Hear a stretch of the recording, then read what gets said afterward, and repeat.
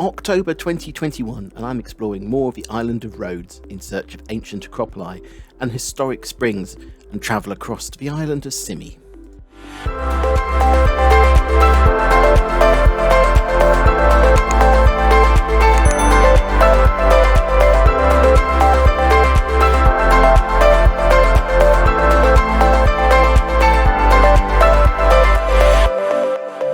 The largest of the Dodecanese islands, Rhodes has played an important part in the history of the region, passing from ancient Greek to Byzantine, to Crusaders to Ottomans to Italians and even the English, before it united with Greece in 1947.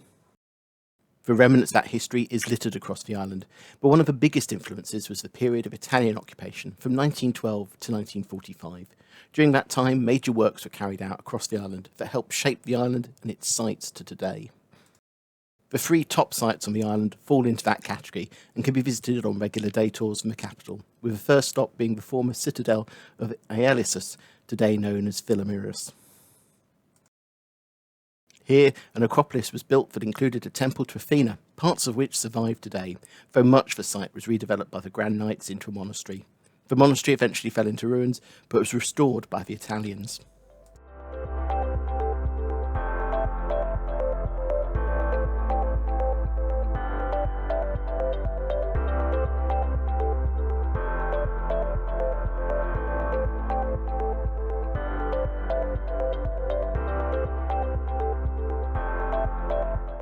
Running away from the monastery across the plateau of the Acropolis, the Italians built a way of the cross with 14 stations, leading at the end to a gigantic cross on a headland that looks over the western part of the island. The cross was destroyed early in World War II by the Italians, and it was a clear marker for the location of both of the island's airports, which are located just below the ridge, but was rebuilt following the war.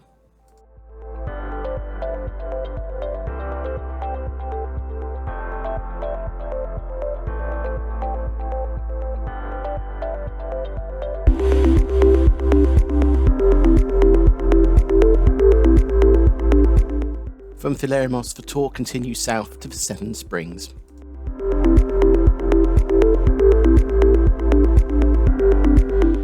Located high in the interior of the island, at this location 7 different springs flow from the ground into the valley, the water cascading down the hillside.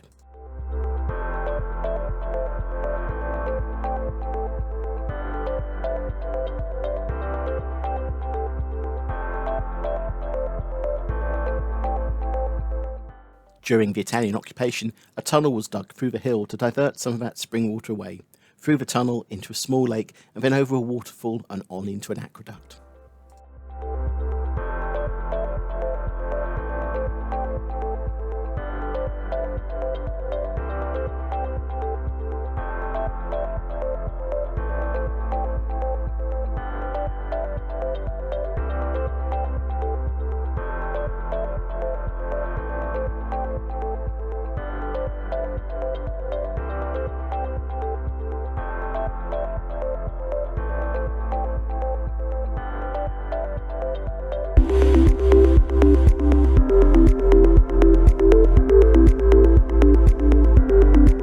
The final stop of the tour is the Kallithea Springs, located close to the easternmost point of Rhodes.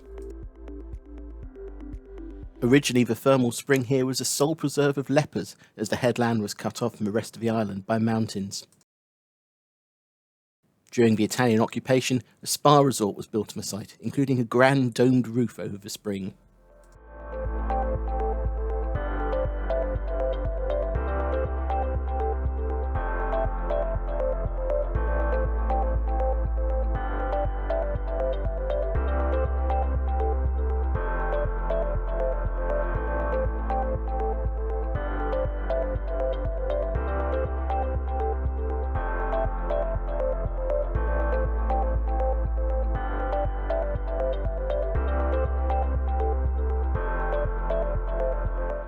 Following an earthquake in the 1960s, the course of the spring changed, and it now breaks out from the cliffs above the beach. The former spa buildings are now a popular wedding venue.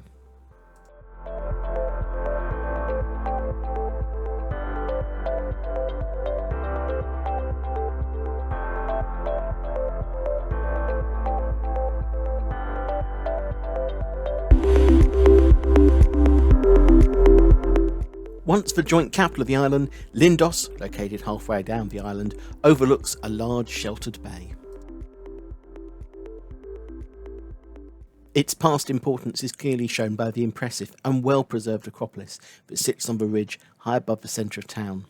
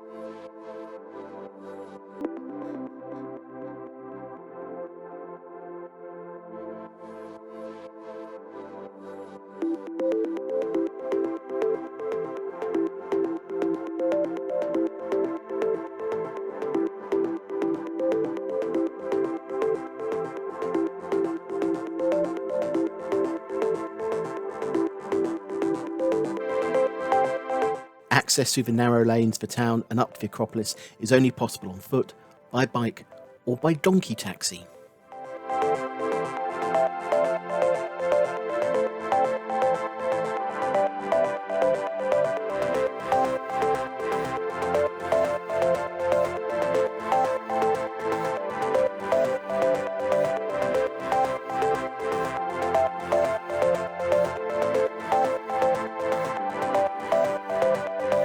Below the ridge the Acropolis sits on are the remains of the ancient theatre, carved into the rock of the hill itself.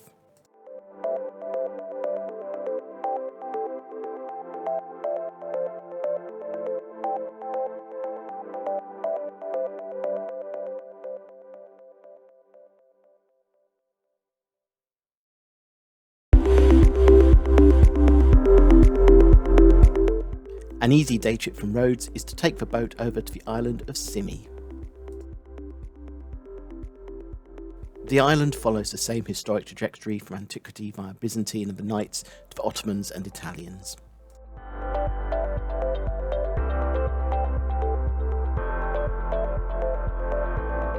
The first stop on the trip is the small harbour of Filerimos, home to a Greek Orthodox monastery.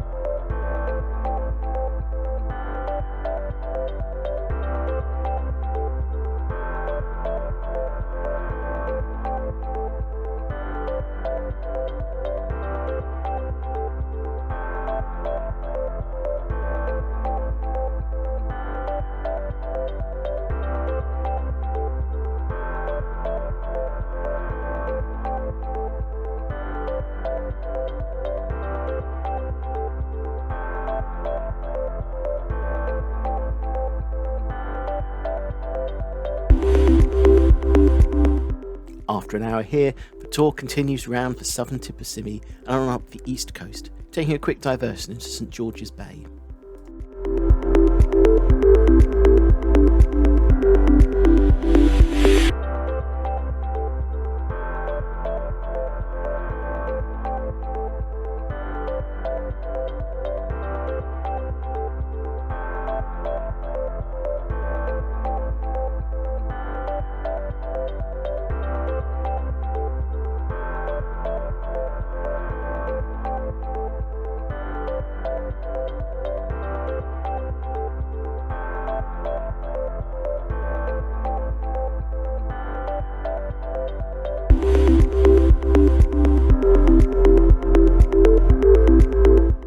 before arriving into the town of Symi, the largest settlement on the island.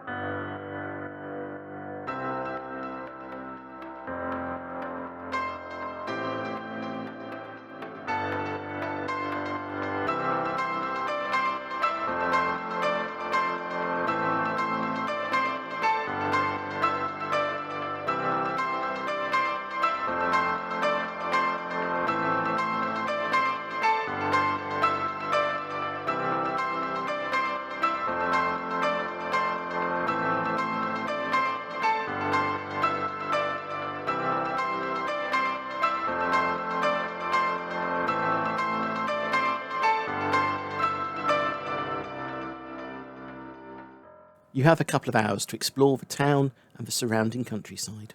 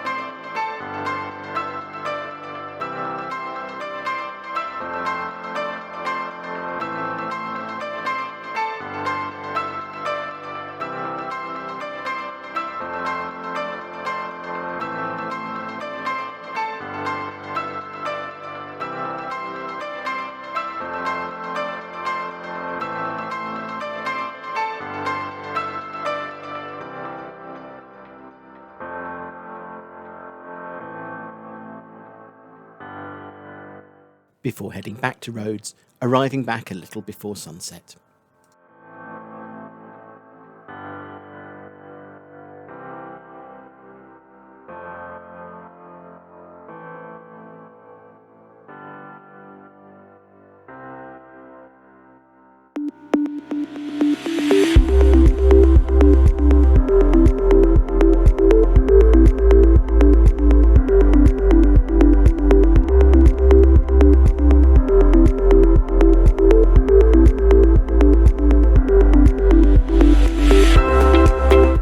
Rhodes International Diagoras Airport has year-round connections to mainland Greece and other islands.